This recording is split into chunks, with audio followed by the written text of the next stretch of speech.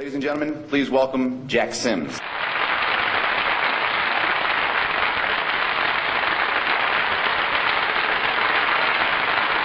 I do know is this. In this room, the people in this room who compete in the onion business, in a specific category that you compete in, this year, for certain, there will be a brand leader. There's going to be a market leader in the area that you compete in. And the decision you have to make is it going to be you? Who owns the Jack Sims brand? Interesting question, eh? Who owns Jack Sims brand? Today, you do. You own the Jack Sims brand. You see, because what happens is at the end of this session, you're going to say, hey, that was stand up, that was great. Or, maybe not so good. Or, whatever. We've been 15 minutes into it already, and you're saying already, hey, this is interesting, or it's not, whatever. But my point is, you decide what my brand means to you. Make sense? And it's exactly the same for your customers. I mean, exactly the same for your customers. They decide what your brand means by giving you a purchase order, signing on the dotted line to a contract, whatever it might be. But that's how it works. They decide what your brand means. Your customers own your brand. The person who answers the phone, I don't care who it is, and I hope it's a person, not a machine, has to be scripted. They've got to say exactly what you want your brand to say that reflects your brand culture. Have you ever called up a lawyer or somebody here, Smith, Smith, and Smith, please hold? You ever got that? Right? You don't want that, right?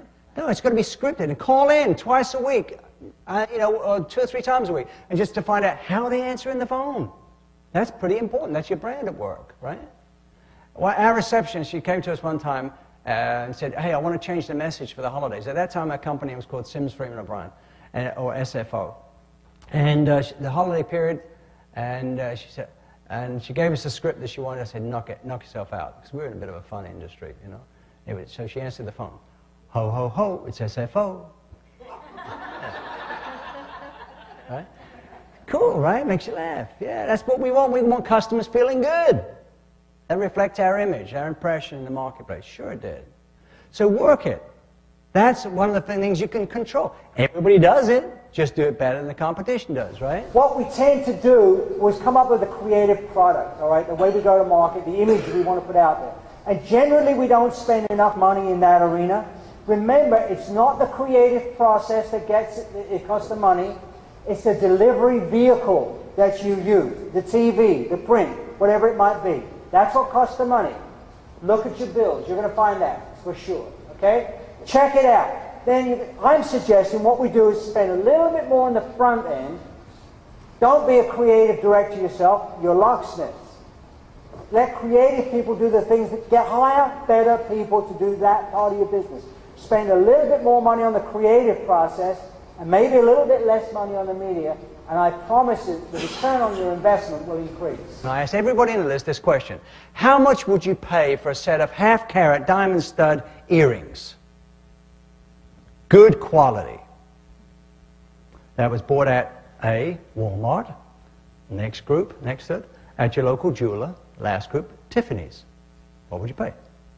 So there was no other than that, it was good quality half-carat. The Walmart folks said something between $150 and $250. The jewelers said somewhere between $400 and $800, and the people who got the Tiffany's one said $800, $1,200 and up. Same product. Think little blue boxes, guys.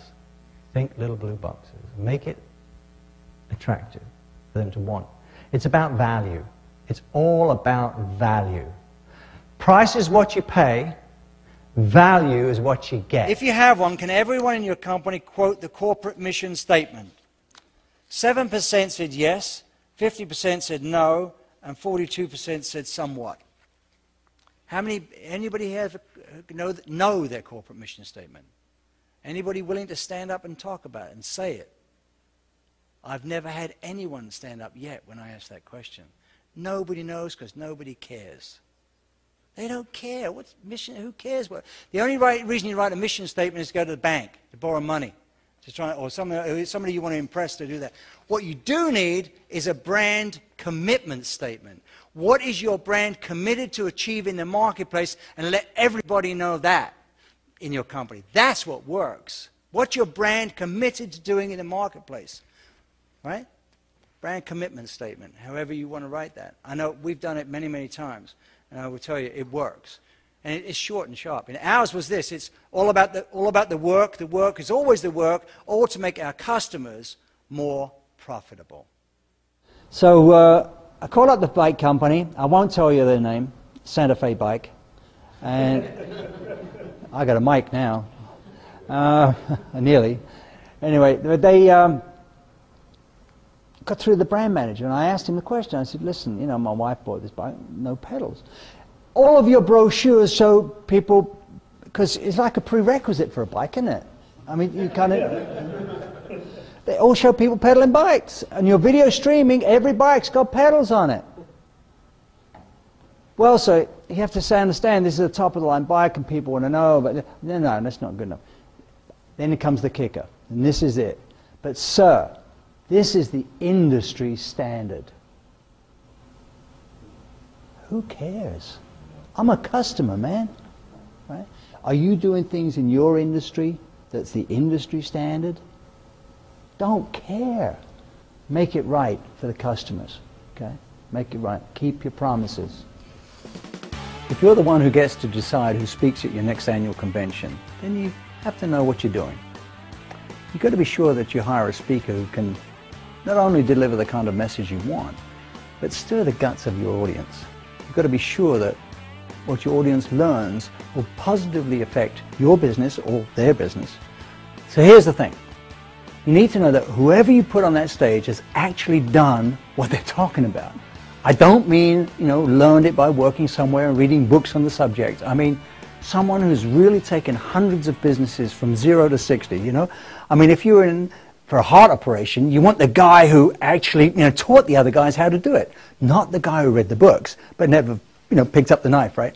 Plus, you need to make sure your speaker can grab and hold the audience's attention. It's got to be entertaining, make it fun, raise a smile or two, you know. Serious business growth doesn't have to be all serious, does it, right?